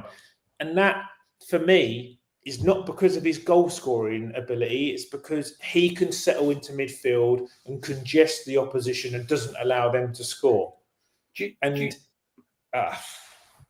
think that potentially that comment as well, like, I just think with Arteta, right, there's always a motive. Do you think that comment as well is that actually he foresees that actually Mikel Merino in centre midfield is not the answer? And do you think that's... Well then, mate, why has he spent 30 million quid on him and 10 million quid on Norgard, and not gone and found another alternative? Yeah, because he spent 50 million quid on Partey, he spent 60 million quid on Zubimendi, 105 on Rice, and you're telling me... and 12 million quid on Jorginho, right? And you're telling me within 5 years, we've only settled on 2 people that can play central midfield in a game that has any meaning to it. I'm just looking from a perspective. I'm just playing a bit of devil's advocate here. Why didn't you, mate? Let me give you an alternative, because I gave you Mainu earlier. Yeah. Why didn't he re-sign Xhaka for 12 million quid then? Well, because he's gone to Sunderland and he's had it off. But is there as such there, right? He's not bringing Norgard through. Look, I've seen this situation happen before. Is it yet again? Is it not, I won't say a dig, but is it something to aim at the board? I need another centre midfielder in January. I need someone who can come in. Mate, he spent £1 billion. £1 billion quid. But can you see what I'm saying? Mikel Merino, he's talking as a number 9, not as a centre midfielder. Norgard's not playing football. What like we look at Odegaard and Eze, they're one player basically. But mate, he hasn't made any money in the transfer window, Smugs. It ain't even whether or not Stan and Josh will keep pumping dough in. You've got to balance the books as well. Not made profit on a single player. Yeah, but since Alex Oxlade-Chamberlain, we've not sold anyone for profit, mate. No. Do you think, though, that there could be that piece that he wants another centre midfielder in January? Maybe. He's not playing ball. Why not? It's a casino strategy. Yeah, just double down. If your chips are flying off, just fuck it. Just buy more chips. Yeah, I can't. Honestly, I can't fathom it. I cannot. I just look at this Norgard situation, and I think there's a lot more to it than meets the eye. Do you know what I mean? What he keeps turning around and saying is, though, there's loads of games to go. Yeah, and he's not wrong. There's kind of 35, 40 games to go. Yeah. So depending on how successfully well we do in all the cups, do you know what I mean? Like we've got a big cup game, we've got a big cup game against Crystal Palace 2 days before Christmas. Do you know what I mean? And then we look at, if we win that game, we're going to have 2 League Cup semi-finals, and we see what happened there last year in between all the Champions League games that are going to happen. We're going to Milan, do you know what I mean? There's a lot of games, do you know what I mean? We've got Portsmouth away, we win that, get into the 4th round. Hopefully we do get into the 4th round, because I forgot what the 4th round looks like after the last couple of years, do you know what I mean? But like there's a lot of games, isn't there? And when you look at it, that he's not playing Norgard whatsoever. He's talking to Mikel Merino as being his number 9 option to be picked number 9. And I'm looking at it then and thinking, well, you haven't got many midfield options, mate, whatsoever. Like you're not going to play Skelly there at the moment whatsoever, because if you had, you would have done. So I'm looking at it and I'm thinking, all you got there is Subamendi and Rice. Yeah. And that's the realistic thing. That is what he's got, is Subamendi and Rice, and that's it. But mate, so that is going to be where you've either got to do one of two things. You need to take a leap of faith, yeah, or one of the two of them is going to have a catastrophic injury. Yeah, that is it. Because that is what has happened to every single one of our players in the last 3 years who have got injured. Kai Havertz missed 6 months, mate, because of a hamstring workload injury. He had never had that injury before, right? And that subsequently then brought him back early, and now he's had another knee injury. Injuries breed injuries. That is what happens. That is how the human body works. Yeah, from playing a sport at a very high level, I have managed it myself. So it is exactly what happened. And Havertz, at the point in when he had his first injury at Arsenal, had played something like 6,500 minutes in 18 months. So he was averaging 4,200 minutes a season. Yeah, most footballers who play top flight football, outfield players, average between 2,800 and 3,100 minutes. He was playing a season and a half a season for Arsenal. You would literally put together a repertoire as to where Havertz was going to break down. He's doing the same thing with Timber now. He's done it with Gabriel. Now Gabriel's getting all these muscle-based injuries. He's done it with Saliba this season, mate. He brought him on against Liverpool. He started the game, went off. He has not been right since, and now he's injured again. Rice is the next one, and Timber's the next 2 to go. Mark my words. Yeah, literally. Well, that's the thing, isn't it? With Rice, we need to manage him, especially with these midweek games coming up for me. And these are players as well, mate, yeah? You've got to think about them as human beings. These are players who are in World Cup years. Realistically, if you're an elite level professional, if you're lucky, you might get to play in 2 or 3 World Cups. You go and crock someone and make them sit out a World Cup, mate. They'll never work the same for you again, you know? It's like me being your boss, yeah, and your boys having their first proper Christmas where they write a letter to Santa, yeah, and then I make you work on Christmas Day. Proper Ebenezer Scrooge you, and you don't see the present unwrapping, and you don't see the Christmas turkey getting cut up. And I still expect you to come in on the 1st of January and proper put 100% in. And you sit there with resentment for me because I made you miss that Christmas. That is the feeling. This is where the human element of all these things has to be considered. Yeah, these are not robots. They're human beings with emotions as well. Yeah. And all of these people have got an eye on the World Cup. It is a potential outlet as to why Saka is playing within himself. Odegaard will 100% start doing. He's been injured 3 times already this season. Yeah. And if you watch the Aston Villa goal, because everyone's putting all the footage on it, I've seen it on social media. He thinks about dangling his foot in that tackle when Buendia scores, and he don't want it. Yeah, anyone normally will just put their body in the way and they will kick the ball against him, or they'll get fouled and it's a draw. It's done. But he does not want to dangle his foot in there. These guys are thinking about June and July next year. It is 100% happening. So the ones who haven't got to go and play World Cup football don't really shed a toss. Look at someone like Raya. He throws his body at everything. He's Spain's number 2. He needs Simone to get injured for him to get a World Cup. He might travel with a squad, but does he get a medal if Spain win? I don't know. I don't know if there's the same criteria. He will get a medal. Well, there you go then, right? Okay, fine. But he can kind of go there 75% or whatever. A bit different for a goalkeeper or whatever. Yeah. But, you know, it's Gyökeres, he'll run himself into the ground because the chances that Sweden have got to qualifying for the World Cup's nominal. So, you know, it's different for each player, mate, you know? So no, it totally is. I'm just in the ball camp now that actually I think there needs to be a review in terms of like what our options are moving forward. And as we say, it's good that Declan Rice is going to be hopefully sitting out this game. Do you know what I mean, on Wednesday? But like you look at the, you've got loads of people, you've got loads of players you can play there, mate. But you have been but you've got you the way you're thinking about it with Rice, and you've led this conversation very with much of a Norgard focus, is because you have been drilled by the coach that he wants two defence-minded central midfielders in the midfield.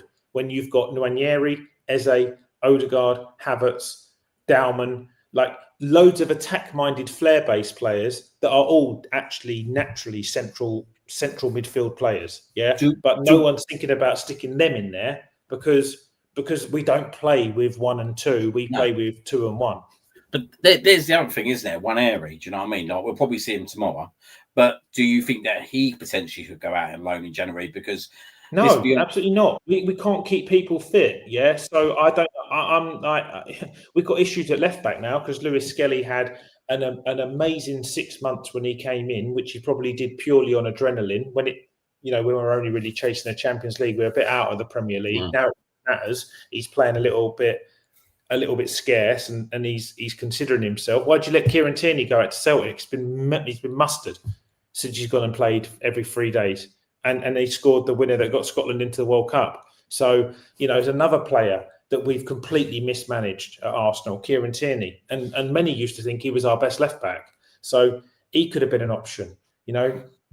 What have we ended up, mate, spending £1 billion, and at Villa away we've got a 15-year-old kid centre half on the bench as our only centre half in Marley Salmon. He ain't ready to play Premier League football, mate. It's not playing Max in the right wing at 15 is very different to bringing him a 15-year-old kid at centre half. Yeah, going up against proper aggressive attackers. It's totally different. It's quite interesting. Just a profile on the athleticism of an individual and where they are in their genetic growth.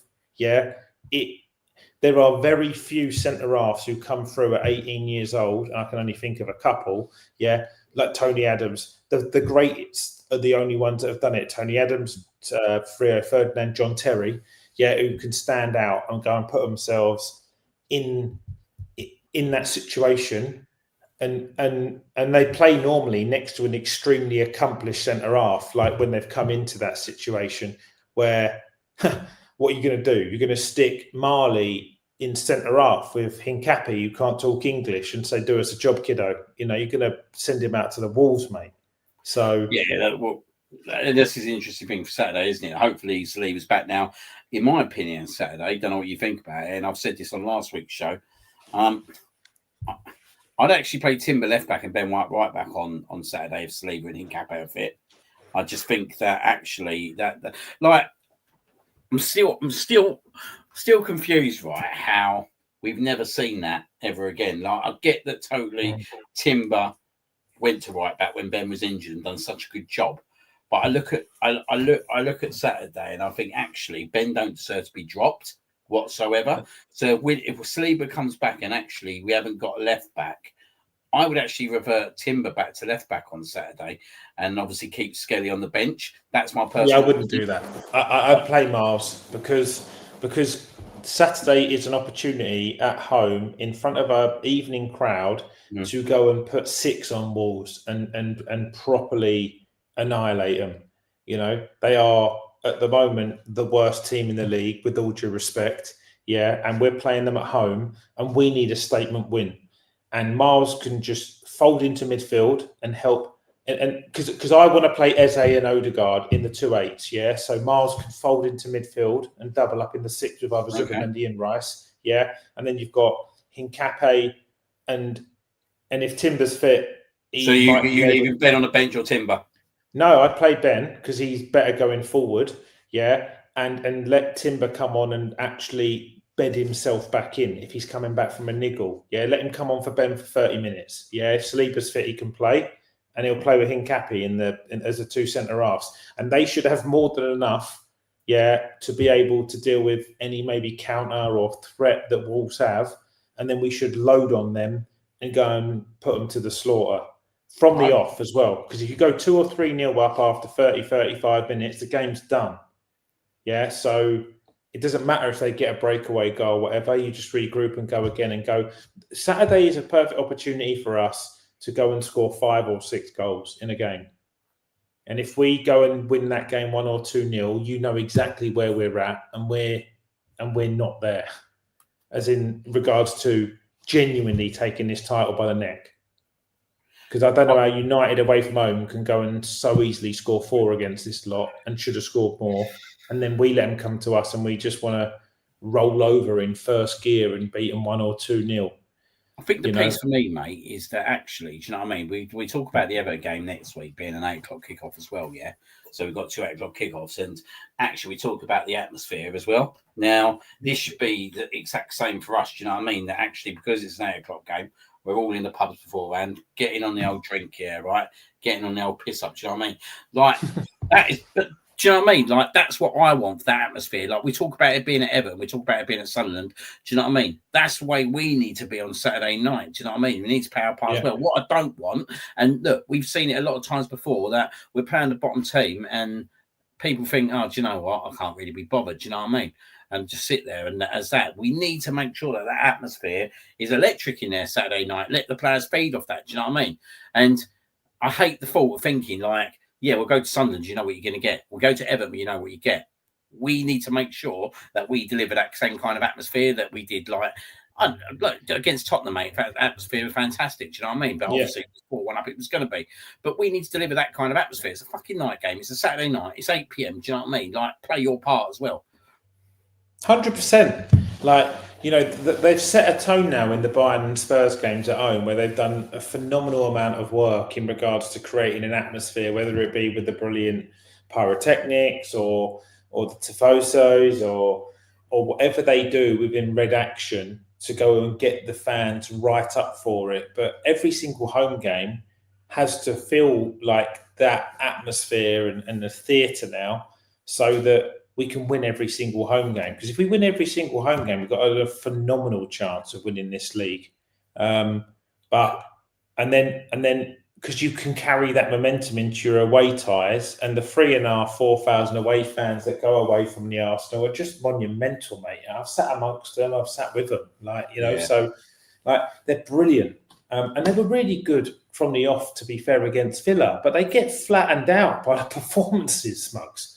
So when you go and put an aura of electricity on the pitch, everyone sings for it. So that's why the Spurs atmosphere was so good. You know, they started off as they wanted to in the first half against Villa, and we were just poor. So you flatten them out. Like, you know, it's not always just about the crowd having to lift you up. Like, you've got to lift them up as well. There's got to be, I know, I was just about to say, I think, like, obviously the way you said earlier on about, like, the Odegaard, I think that is key on Saturday. I think getting both out there, do you know what I mean, from the get-go. I think you're bang on there, do you know what I mean? And with Rice sitting in that number 6 role, do you know what I mean? So Mendy can have a bit of a break. Like, actually, you're doing good, because we haven't got a midweek game next week, so that would get him enough time to recuperate and get him ready for the Everton game, which is going to be a massive game for us. But it is the game, isn't it? That actually, if you're gonna do it, you do it against them. There's no point doing it against Wolves and then at West Ham and then not doing it against Wolves. You know what I mean? Like, I actually want to see Eze and Odegaard in them 2 roles on Saturday, sitting behind that defensive midfield. And as you said, I want to see Gulchrist up top, because I think this is the kind of game to get him the confidence. Do you know what I mean? To get him bullying their defenders, hopefully get a goal or 2. And yeah, like, you got Saka one side, Trossard the other potentially. We should be good for a comprehensive performance and a comprehensive result. But I think I will be a bit disappointed if we got there Saturday and actually it was Submendi and Rice, because I think we need to see a different style of game against them. And like you said, a relentless one. The week later, all the points you just made are completely valid. And Rice and Zubimendi should play against Everton, and that will be a tougher game. And they're in a good moment. Moyes makes it very difficult to break down. Arteta should know him well. But like that Everton team have come to us, we've gone to them, and they could bore us out of the city, you know? Like, so that is going to be a much more difficult game. But Wolves at home, like, come on, you know? Like, if you can't, honestly, if you can't go and set yourself up, a team that have got 2 points in 15 games, and you can't take the handbrake off and go and set yourself up and just go and try and annihilate them, like, honestly, like, what are we up to, mate? I mean, again, with the utmost respect to Wolves, they are just in a terrible. Like they're almost guaranteed to be down. It's almost incredibly difficult for them to get out of this. They only 38 points from 23 games. They've got 2 from 15. Like, how I don't even doesn't even I can't even fathom how we couldn't just load that pitch up with attack-minded players and go and use it as an opportunity to go and like trounce them. And you go into that next week where you've got a League Cup quarter-final against Palace at home. Then you've got Everton, mate. Then we've got to have Villa back at our place. And what better momentum to go into that off the back of 3 wins in a row and say, right, our turn now. We're going to bash you up here, to cancel out that day at Villa Park, Yeah, definitely. Well, we'll move on because we have got over time, so we are going to go into the Ask Jim section. So I've got a couple of questions, obviously, from the chat already. So I know Andy was on there, and he's obviously raised questions. So his question was, I've said this before, and I'll say it again. Consider it my question. Does Arteta need someone to question his decision making regarding players? Sometimes it seems it's needed once or twice and never occurs. I don't know in what reference he means that, whether he means in player, like in-game management with players, or does he mean by transfers? I think from a transfer perspective, I think it's in-game. I think it's more probably in-game rotation. Yeah. From a transfer perspective, that was obviously done by the board this year because Berta was a board appointment, and Berta came in and brought in a lot of players that he wanted to bring in, and we're seeing that now. I think yes, absolutely, Andy. Great question. In-game management, I think Gabriel Ensé would probably be the kind of person who would challenge him. He seems like that kind of individual. He's got that kind of Southern American ethos around him. But I do think Albert's a bit of a follower, and kind of teacher say, teacher do, and does what he's told. So yeah, I think so. I think one thing I'd credit Arteta with is he is his own biggest critic, and I can imagine him going back and watching the videos and just scrutinising everything that he did, the players did, etc., etc. I don't know the man, so I don't know how stubborn he is to think, no, I was right, like they should carry on doing what I tell them to do, or if he is looking at it and thinking, I've missed a bit of a trick here. There's a bit of a collection of data that's kind of coming along here that when we kind of fall back into our formation and off the ball and we get a bit negative and we drop in 5 yards, we are conceding goals and dropping points. So it's a great question. I think it's something we're just going to have to see unfold. And the ultimate version of that question is going to come at the end of May. And if we've got a couple of major honours under our belt, he did do the right thing. And if he goes trophyless this year, I don't think that he will manage the side next year. And if he does, you understand everything about this football club. And unfortunately, it is that just being in and around the argument is good enough, which is not the Kroenke way, because with all their other sports teams, they win everything. So let's see. Yeah. But good question. Charles asked another question. He put... Sorry, let me read. Great to meet up, guys. Gooner since 98. This side, Anfield away, and Unai Emery coach team again. Explain me why Arteta is failing at the same question in the exam again. Someone's not learning, eh?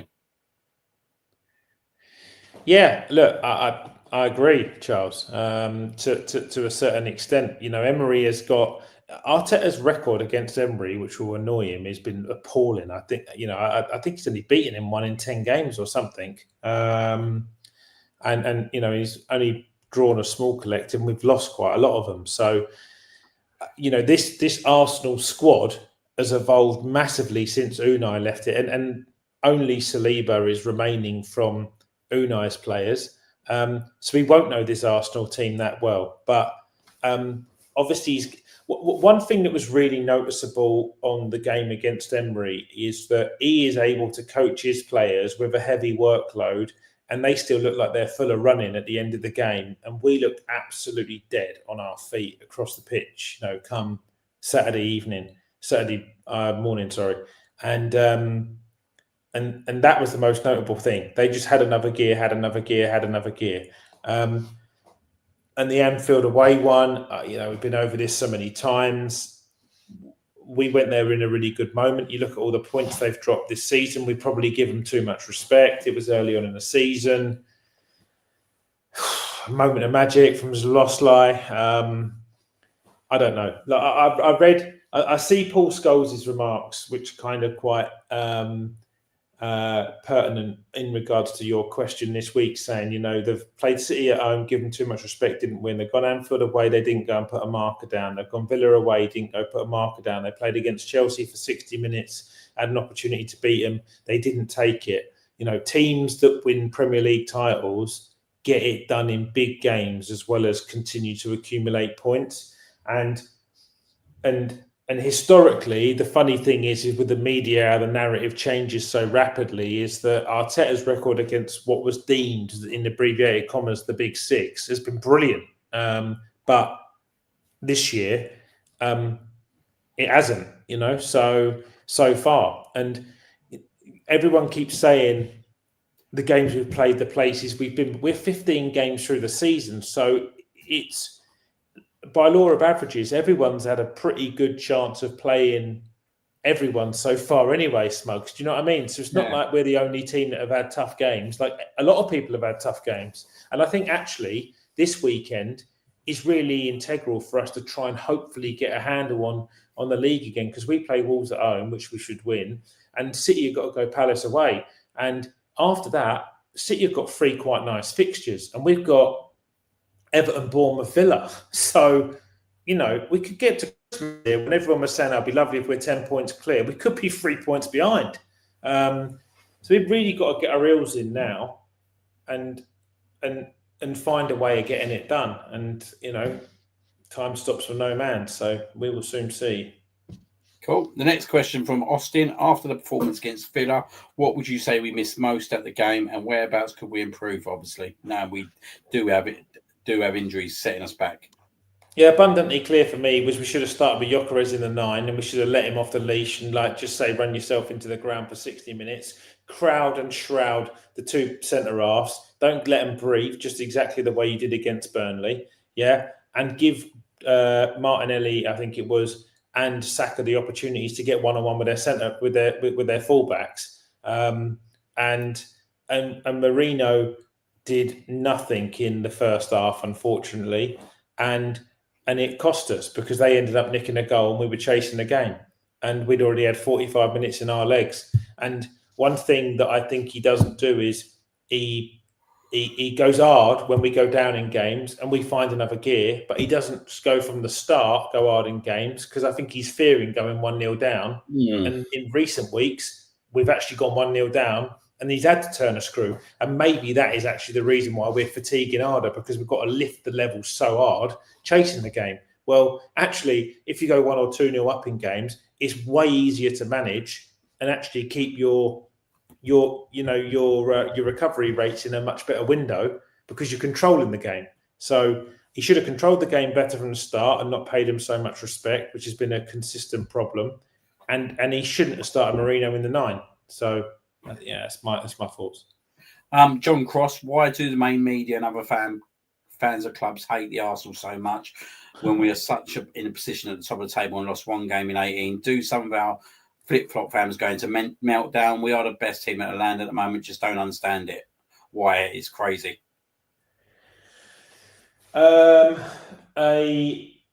inventive opinion on that would be probably because the fan media around Arsenal.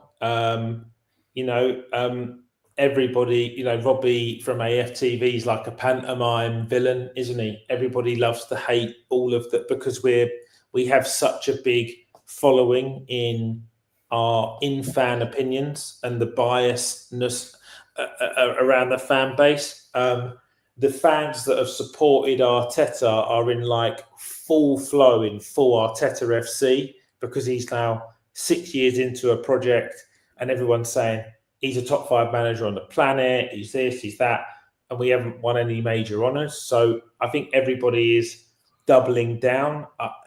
It would largely be determined by the media created by Arsenal creators or fans that then make rival media kind of swing so hard for us, like people who do combined 11s with teams that have won major honours and put 10 Arsenal players in it and we ain't won dick all. You know, it's like it'll just be the most notional kind of ridiculous things. Like, you're absolutely right. We are still top of the league, and we are trying to pick holes in incredibly fine margins, and we are the only completely unbeaten side in the Champions League at this stage. However, momentum is massive in football, and our momentum as to where this all looks so easy in October and early November, now come early December, has changed quite drastically, and City can't stop winning, and we're finding it hard to win games. So I'm sure that tide will change again over the course of the next 6 to 7 months. But if we want to win the title, we have to we have to kickstart it. Do you know what I mean, Smugs? Like, we have to put the dynamite on it, not just wait for it to happen. Yeah. Next question from Jonesy. What is the one goal that brought tears to your eyes? What a question. One goal that brought tears to my eyes.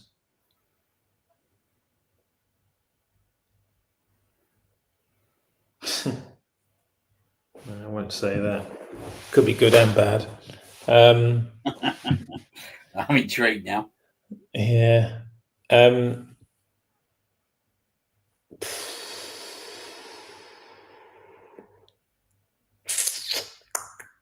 I tell you where the first time I remembered properly crying, like with exuberance in as an Arsenal supporter, as a young boy, was when Ian Wright scored his 185th goal and became the new top goal scorer. He was one, like, early stages, Bergkamp and Wright. I was going down my local rec and trying to recreate Ian Wright and Dennis Bergkamp goals. And Ian Wright was like a London boy, and the elation and kind of like it's the first time I saw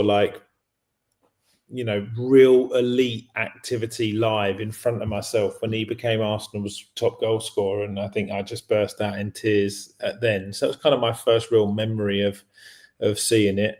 I remember being a young boy crying when Patrick Vieira scored off the underside of the bar against Derby in the title-winning double season in injury time. And I think I cried because my uncle threw me 4 rows forward, and that as about a 10-year-old.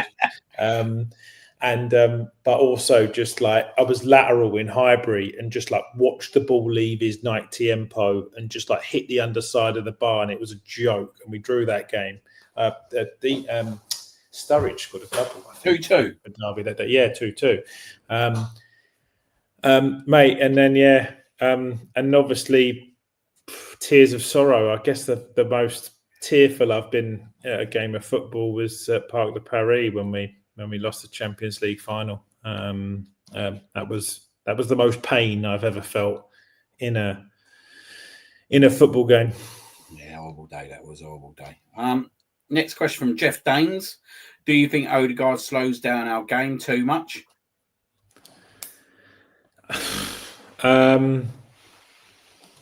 No, not really. I think a lot of what he does is quite coaching involved. I think that somebody who plays in the creative midfield position against the low block, they're pace setters. So there's a lot of stop-start movements and trying to watch people make runs and then create passing lines. And I can think of as many of situations where Odegaard's broken a passing line and he's created speed at a glimmer, a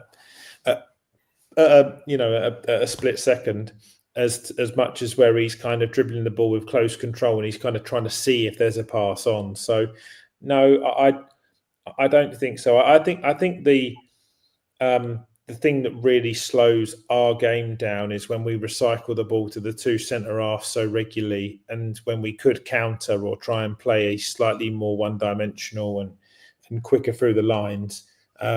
We don't take those opportunities. We recycle the ball back to Saliba and Gabriel. A lot comes out to Timber, back in. Rice drops in, pops the ball at centre half. And we do a lot of football in and around that area. And I find that slightly frustrating in regards to a pacing, because within that time frame, all you allow the opposition to do is just refine their shape. You've got to disrupt the opposition's shape in order to create opportunity. But no, I don't think it's solely Odegaard that does it. Cool. Margaret Sheldon, do you think the training backroom staff are to blame for all the injuries? Well, no, the backroom staff all report to one man. Mikel is the head coach and manager, so all of the training sessions are governed by him, and the players' minutes on the pitch, which is the most intensive part of their week, is completely managed by him. There's a wider story to that, Margaret, in regards to the physios, and Arsenal have just sacked their masseuse and their deep tissue guy, and it was just come out this week. As to the recovery time for players seems to always be elongated within Arsenal, and we don't get players back quickly, but we go on Mikel's two interviews a week as to whether or not he's giving correct information through to the media or not. But I think recovery time is a bit of an issue. I don't think we get players back that quickly at all. So no, he has to stand on that. That's because they're all his staff, his team, and they all report to him. He is the CEO of that football team, in essence. So, he dies. He lives on the sword and dies on the sword. So I don't think it's any one person's responsibility. But if someone has to take responsibility, it has to be Mikel. Question from Catherine: if you had the chance to forget, if you had the chance to forget one game with the opportunity to watch again for the first time, what game would it be? Forget one game with the opportunity to watch it again. I think it's quite easy for me. Really? Yeah. I think it's probably I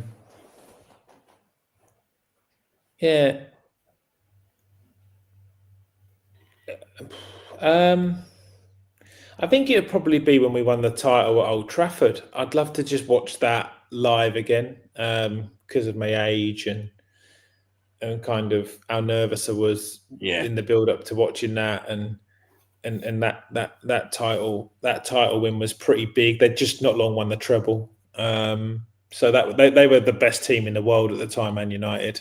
So that was pretty big.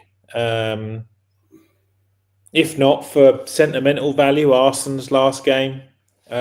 Just because I found that, that was another tearjerker, to be honest. That was incredibly emotional. Mercy Arsenal. Or the Spurs, or obviously Henry's big game at Spurs where we won the league at the Lane. So, yeah, that's the one I was thinking. Yeah, but there's a good question. Yeah, there's a few. Yeah, so there you go. There's all our questions. What are you going for the winner for this week? I think it's one of the first two questions I really liked. I'm just trying to remember them because they were all quite big. They were all quite long answers because they're all good questions. Maybe you might have to remind me of the two questions. I think one of them was from Andy, and then I can't remember the one directly after it. Charles. Yeah. What was Charles's question again?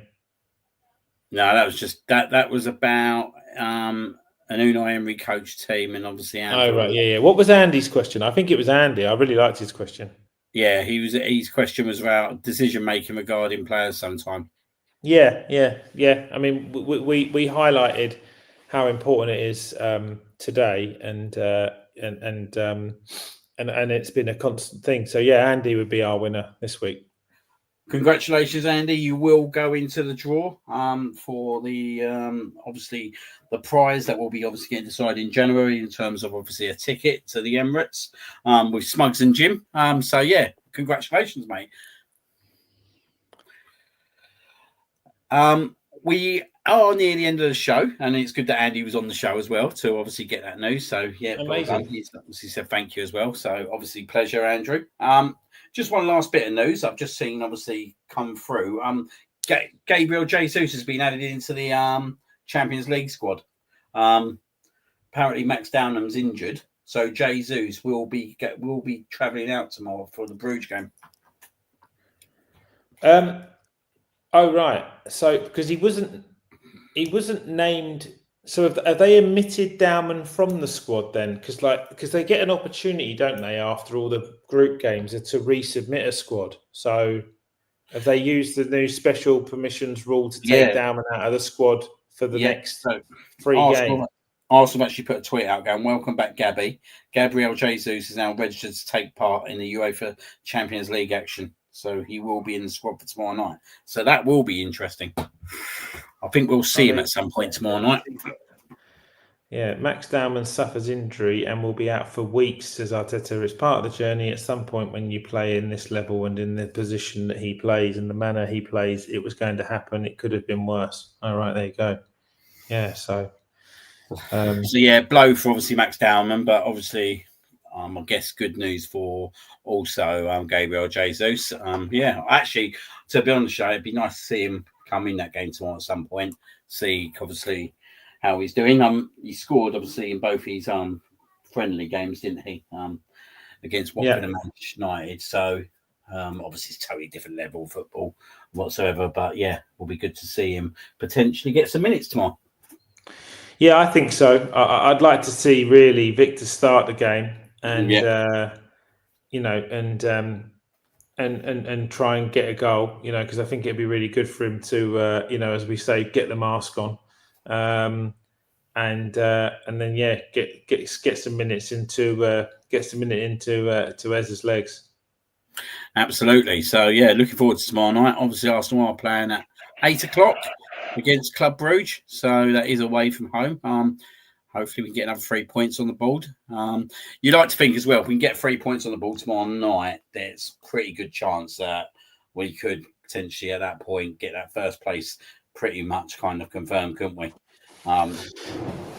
Yeah, absolutely. I mean, look, PSG didn't finish first and went on to win the league, so I'm not sure how important it is to finish first, but at the same token, I think it's more about momentum, really, mate. About trying to just kick on and just get us back into winning ways, so that we can we can just boot on, really, and try and find another route. Just an interesting one, mate. Yeah, I'm just scrolling through them now. Out of interest, I can't see Gyökeres in any of the training photos either. Oh, there he is. He's in he's in that one there. But there wasn't much training footage. There was a lot of training footage on Jesus there. So maybe that announcement's come late, and maybe he might get a surprise start tomorrow, mate. You never know. Just got Ronnie in the chat going, Jesus to get a few games, sell him in January and get another forward in and reduce that 245k. Can you see that happening? Possibly. I mean, his wages are big, and his availability is scarce. So he's an expensive asset to have for someone who's not always available, for sure. But my biggest issue with part of what we had under Edu's reign was that I think he just continually gave large wages to a lot of players who I think made themselves quite difficult to move on. Who really takes Jesus, mate, with his recent injury record in the last 2 years, a £250,000 a week? Because I don't know other than City, Chelsea, and potentially Liverpool and Man United, who could afford his wages in the league. maybe Newcastle, but they've just done their conkers on Volta, so I'm not sure he'd go there with the Saudi owners. No one in Germany would pay that sort of dough. Bayern Munich be the only one, but they don't need him. They've got Kane, Nicholas Jackson, and other options. So where does he go? Like, what club do you think could give him the money? Like, let's just say he's open because he wants to play so badly to 100k a week pay rise. 150 bags, still a lot of money, you know. It's big money, isn't it? It is big money. I think personally himself, I think if he could, he'd want to stay around for the rest of the season. And then maybe leave at the end of the season. But depending on obviously conversations and he's a football player. He's got another year and a half left on his contract. If you know this yourself and you're guaranteed £245,000 a week for 18 months, why would you go anywhere? You'd be like, make me leave. You know, I'm just not so sure at the moment that actually in terms that he will potentially look to leave in January. I think the only way he leaves, if obviously Mikel says to him that he's not going to get the starts or he's not going to get the game time or he's not going to get in the squad, then that will obviously maybe potentially force his hand, especially with the World Cup. I'm not saying he's going to get in that World Cup squad by any stretch of imagination, but you can imagine that actually his eyes must be on it still. But he's got to get himself back playing, isn't he? So there's obviously swings and roundabouts here, isn't there, in terms of what the conversations are between him and Mikel in terms of what is his role for the rest of the season. I still think personally we could get good use out of him for the rest of the season, but that squad is like, let's be honest, once you get everyone fit and you get everyone playing, that's a massive squad, isn't it? And you're going to have some big names potentially not getting on that bench, and he could be one of them. I think the only play he has to play a regular part in this team will be from the left wing. Absolutely. So I totally agree with you 100%. I totally agree. I think that if he was to get an opportunity, that would be the position. But I think at the moment he's going to have to come in and absolutely excel, because actually what Trossard's done this season has pretty much put his name on that. Do you know what I mean? At the moment, and yeah. But I do you know what? I really like Jesus. There's something that says to me, I think him and Eze could really connect together as well. I think it could be a good match, them two. I think it's one of them, innit? See what happens. But I totally agree with you, Jim, in terms of if there's a role for him, it is on that left hand side. Agreed. Yeah. All right, mate. Well, you know, on to Bruges, you know, hopefully, which is a bit of an opportunity to see some rotation. I actually just want to see some rotation because I want to see some of these other people play, mate. I'd like to see Kepa play. I'd like to see Norgard play. You know, I'd like to see us rotate a bit in the front line. I really enjoy watching Madueke. I really enjoy watching him play. So, and I keep giving him opportunities, and he keeps finding something. I tell you, mate, just to finish, if he keeps putting in the halves that he has done, he's going to force Arteta's hand with Saka. You can't just not pick him because of a player. Like, it's the same with Eze, with Odegaard. You know, it's like he has got to give the manager difficult decisions now. And these other players are supposed to raise their levels and rise because they've got proper competition in places. So yeah, it's I'd really like to see Madueke, and I'd really like to see I'd actually just like to see Marino come back into the midfield and rest both Rice and Zubimendi, and see Gyökeres start at the 9, and hopefully they can get a chance or two to him, and we can get a goal back in his boots and get him back playing regularly again, because I think we were a better team with him in it. Yeah, no, I totally agree, and I think there's a good opportunity for other players tomorrow night to be able to come in and do a role and do a job. Do you know what I mean? So I am still quite optimistic tomorrow night that we can go out there and get a result. So yeah, fingers crossed. And then big game Saturday, Wolves under the lights, 8 p.m. Like you said, it needs to be a comprehensive one, really, doesn't it? And it's a game that can kind of get a bit of confidence back into quite a few players and maybe get some players on the score sheet yet again, like Gyökeres.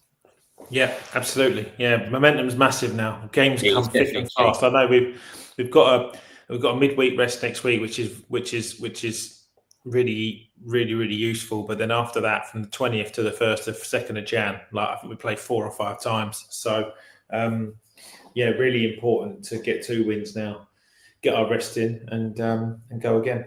Definitely. Well, Jim, thank you very much, mate. We have nearly been on here, incredibly, 2 hours tonight. So a lot was said, a lot was digested, a lot has been obviously released from our passionate bodies this evening. Absolutely, mate. It was a cracker. I really enjoyed it. No, me too, mate. And I also obviously want to thank absolutely everyone who's obviously joined the show tonight. We're near to over 500 people on X alone have joined us tonight, which I think is absolutely fantastic. We'll get an idea in terms of YouTube views, obviously tomorrow morning, which would be really positive. But yeah, I just want to obviously thank everyone that's been on, everyone that's raised questions, but also a massive congratulations for Andy, obviously, who won the Ask Jim question of the day. So he will go into the draw. That will be obviously decided at the start of the year, but obviously next week will be a new segment of Ask Jim. If you've got your question, please fire it out. We are going to be doing a bit of a change in terms of direction of the question. The question will go out during either prior, during, or just after the Wolves game. So, and we'll look to obviously pick the best questions from obviously what's been raised, and then bring them to the show for Jim to kind of answer. So yeah, look forward to that. But yeah, thanks, Jim. All right, mate. You too. Yeah, see you next week. Yeah, good night. God bless, and see you all next Tuesday, guys.